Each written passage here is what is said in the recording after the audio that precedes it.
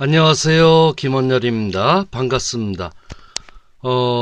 이 시간에는 그 죽음과 운명 그리고 사후세계에 대한 질문과 답변이라는 그런 글을 소개하고자 합니다. 제가 청소년 시기부터 상당히 죽음에 대해서 다양한 생각을 하고 또 그 죽음의 문제를 통해서 삶의 의미를 새롭게 발견하기도 했습니다.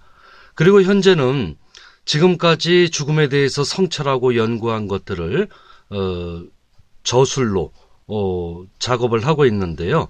그 중에 극히 일부긴 한데 여러분들하고 중요한 문제에 대해서 이렇게 여러분들하고 이야기 나누고자 합니다.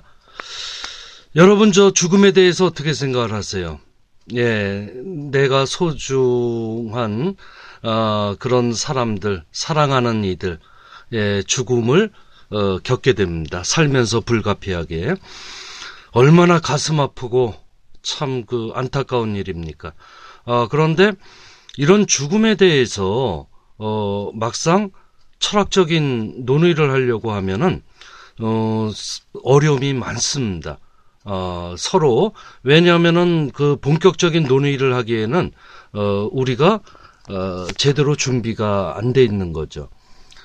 그래서 다른 것보다도 이 문제의 일부를 바로 여러분과 이야기하고자 하고요. 지금 이렇게 제가 그 작성을 한 거는 우선은 녹음을 통해서 시각장애인들도 제 목소리를 들을 수 있고, 그 다음에 두 번째는 청각장애인들 같은 경우는 이 글을 이렇게 볼 수 있도록 하기 위해서 제가 지금 이 손전화를 이용해서 이렇게 보여드립니다. 이 방식은 지금 질문과 답변에 관한 거고요. 충분히 있을 만한 것들을 제가 설정을 해서 질문과 답변, 질문은 일반적인 질문이고요. 일반인의. 그 다음에 답변은 제가 하는 것입니다. 자, 그래서 보시죠. 죽음에 대하여 또는 죽음에 대해 첫 번째 한번 보죠. 질문은 통상 이렇습니다. 그 죽음에 대해 떠올리기 겁나요. 그래서 아예 죽음 자체를 생각하지 않습니다.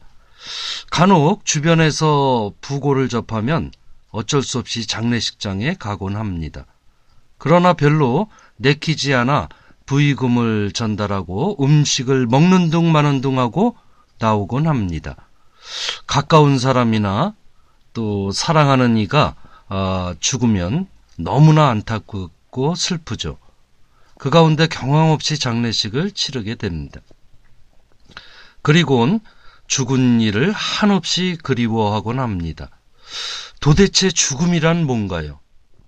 예, 이런 질문. 충분히 여러분들도 이런 질문을 할 수가 있겠죠. 저 김원열의 답변은 이렇습니다. 예, 우리는 죽음을 남의 일로 여기며 살아갑니다. 그런데 우리는 모두 언젠가 반드시 죽습니다. 조금 빠르고 늦는 차이가 있더라도 우리는 예외 없이 결국엔 죽습니다. 만약 우리가 죽음에 대해 정확하게 알고 있다면 겁날 일도 또 꺼리낄 일도 아니겠죠. 인간은 알지 못하는 것에 대해 막연한 두려움을 느낍니다. 죽음도 마찬가지죠. 죽음에 대해 모르기 때문에 두려운 겁니다. 죽음은 태어난 모든 생명체가 필연적으로 도달하게 되는 생물학적 단절입니다. 이 죽음의 필연성 앞에서는 인간을 포함해 어떤 생명체도 예외가 없습니다. 따라서 인간도 반드시 죽게 되는 것입니다. 이게 죽음의 필연성 문제를 얘기를 하는데요. 저는 이렇게 생각을 해요. 살아있을 때는 우리의 몸과 마음 또는 육체와 정신, 이게 하나로 통일되어 있죠. 그런데 죽음이라는 건 기본적으로 생물학적 단절이라는 것은 이 생명현상 또는 생명활동의 중단을 의미합니다. 이것을 이제 죽음으로 보고, 그거를 정확히 우리가 알면 뭐 특별히 겁날 일도 꺼리낄 일도 아니겠죠. 자, 요 부분만 이렇게 다뤘는데도 금방 시간이 흐르네요. 예, 좀 쉬었다가 이어서 또 하겠습니다. 그래서 지금 첫 번째 죽음과 운명 그리고 사후세계에 대한 질문과 답변에서 첫 번째 죽음에 대해서 간략하게 설명을 했습니다. 예, 좀 쉬었다가 이어서 하도록 하죠. 안녕하세요, 김원열입니다. 죽음과 운명 그리고 사후세계에 대한 질문과 답변, 좀 전에 그 죽음에 대해 첫 번째 상당히 간략하게 설명했는데요. 기본적인 아주 간결한 설명이 여기에는 담겨져 있죠. 여러분 요번에 다룰 부분은 두 번째 죽음과 운명의 문제입니다. 질문을 한번 보죠. 질문 1. 저 또한 그렇죠. 언젠간 죽을 거예요. 이거는 바로 앞부분 우리가 죽음에 대해서 다루면서 그거를 수긍하는 거죠. 죽음은 여전히 생각만 해도 끔찍해요. 그런데 어떤 사람은 일찍 죽고 어떤 사람은 오래 사는 것은 왜 그럴까요? 사람 목숨은 하늘에 달려있다라고 하는 인명재천이라고 하듯이 죽음은 뭔가 운명적이라고 생각해요. 혹시 죽음은 그 운명이 아닐까요? 이런 식의 질문이 있습니다. 여기에 대해서 저 김원열의 답변은 이렇습니다. 누구나 죽는 것은 분명하지만 죽음의 형태는 매우 다양하죠. 그 다양한 죽음들 가운데 우선 전쟁이나 대참사로 수많은 사람들이 죽고 소수의 사람들이 기적적으로 살아남을 때 운명적인 죽음과 생존처럼 느끼곤 합니다. 평소에 죽음을 냉철하게 직시하지 않기에 수많은 죽음 속에서도 누군가 또는 자신이 특이하게 생존하게 되면 죽음과 생존을 운명이라 여기죠. 어떤 죽음이 합리적으로 이해되지 않으면 우리는 운명적인 죽음이라고 느낍니다. 만약 그 죽음이 명확하게 이해된다면 죽음을 운명적인 죽음으로 여기지 않게 될 거예요.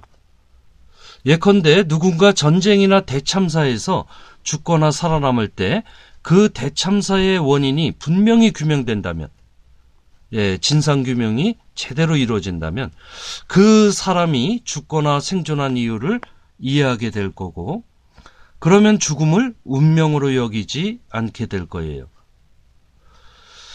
사람은 전쟁이나 대참사뿐만 아니라 수많은 죽음 앞에서 운명처럼 느낄 경우가 있지만 사실은 죽음의 원인을 모르기 때문에 그렇게 느끼는 것이지, 원인만 분명히 한다면 운명 탓으로 돌리지 않게 됩니다. 이렇게 그 죽음을 운명적으로 받아들이는 것에 대한 그 문제점, 우리가 무엇을 안다는 것과 또 알지 못한다는 것, 우리가 죽음에 대해서 알지 못하기 때문에 이제 두렵고 공포에 떨고 이러는 것이고요. 죽음을 제대로 안다면은, 그렇다면 그 원인이 제대로 규명이 된다면, 그렇다면 그 운명적으로 받아들이지 않게 되겠죠. 자, 질문이, 그렇다면 죽음은 운명이 아니군요. 수긍하는 거죠. 그러고 보니 죽음뿐만 아니라 운명이 무엇인지도 모르겠네요. 운명이란 무엇인가요? 라는 질문입니다. 이것에 대해서 그 답변은 이렇습니다. 저 김원열의 답변은 이렇죠. 운명은 여러 가지로 설명될 수 있습니다. 기본적으로 운명이란 자기 자신이나 집단의 생각이나 의지, 그리고 선택과 상관없이 외부에서 작용하는 어떤 거대한 힘에 의해 자신과 집단의 삶과 죽음이 결정된다는 것입니다. 그 어떤 거대한 힘은 자연물에서 시작해서 원시시대가 그렇죠. 그 다음에 신에 이르기까지 온갖 잡다한 귀신들부터 이제 그 절대적인 전지전능한 신에 이르기까지 다양하며 운명을 결정한다고 여기기에 숭배의 대상이 되는 것이죠. 그것이 자연물이든 신이든 자신과 집단의 운명을 결정하는 어떤 거대한 힘을 지녔다는 가정부터가 잘못된 것입니다. 예, 철학에서 오류에 해당이 되는 거죠. 그 어떤 거대한 힘은 도저히 알 수 없는 현상을 일컫는 것이기에 만약 그 힘을 정확히 알 수 있다면 어떤 자연물이나 신을 상정하거나 또는 그 자연물이나 신을 숭배하지 않을 거예요.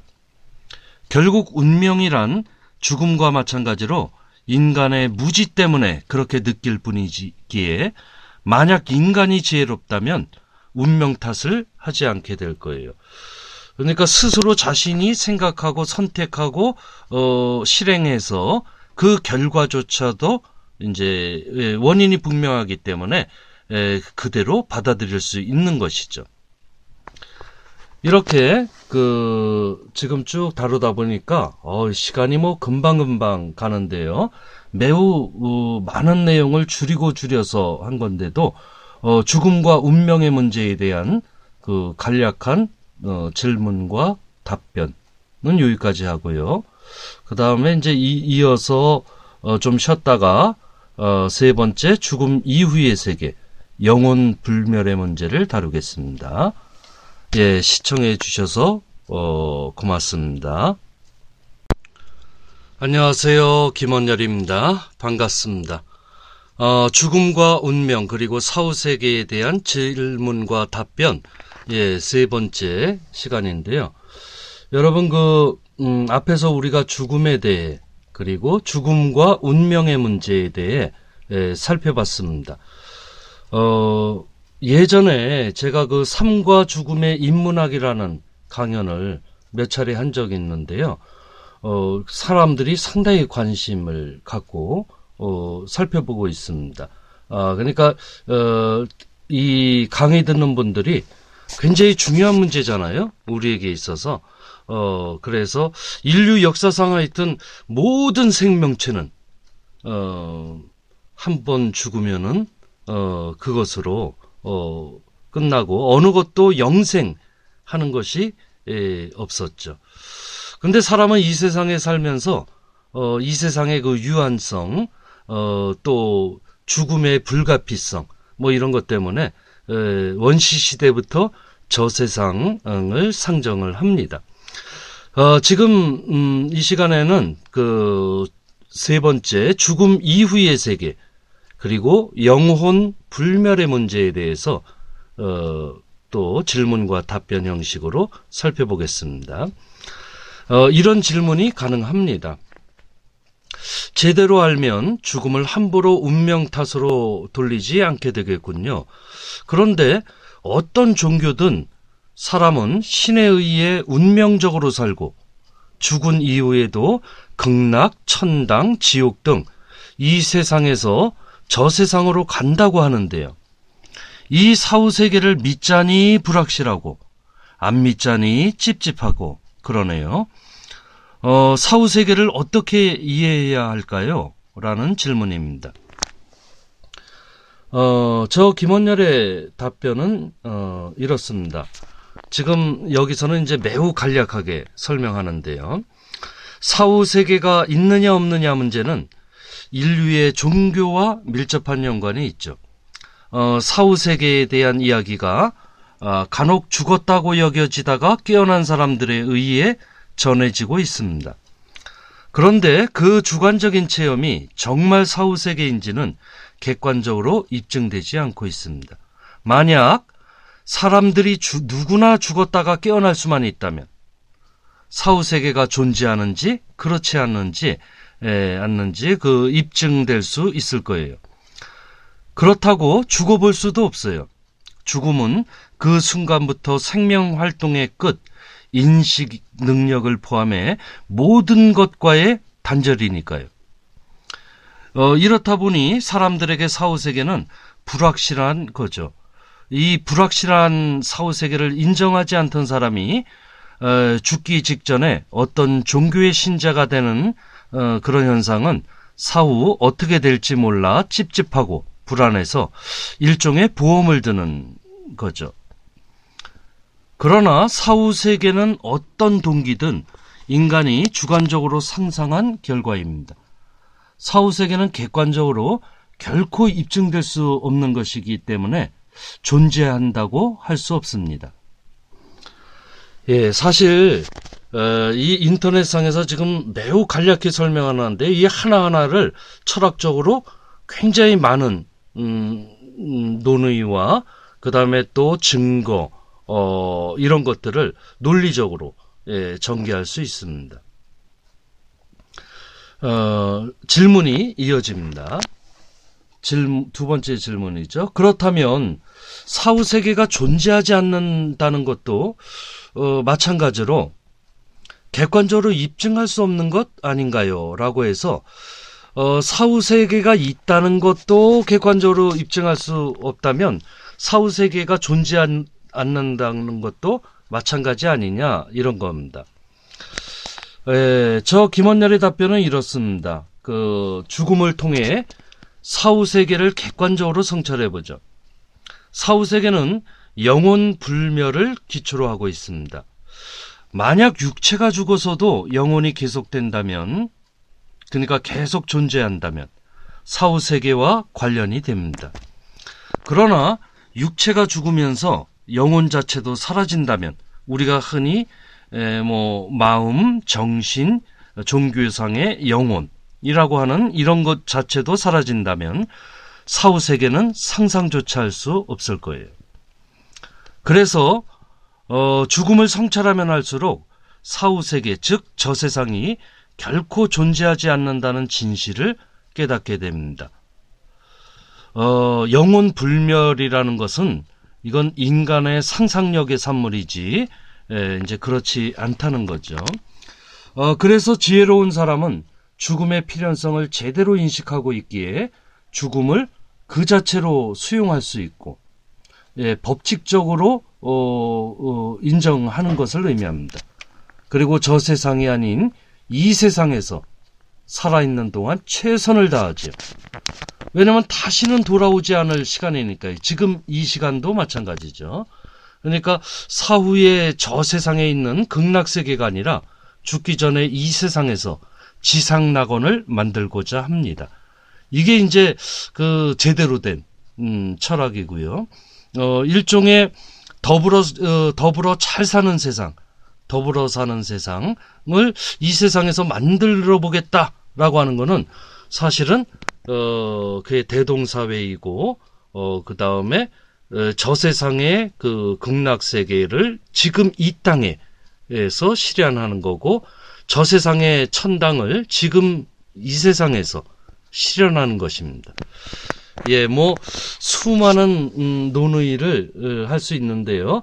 우선 간략히 이렇게 죽음의 문제, 이거를 또 삶과 연관시키면 할 얘기가 많이 있는데요.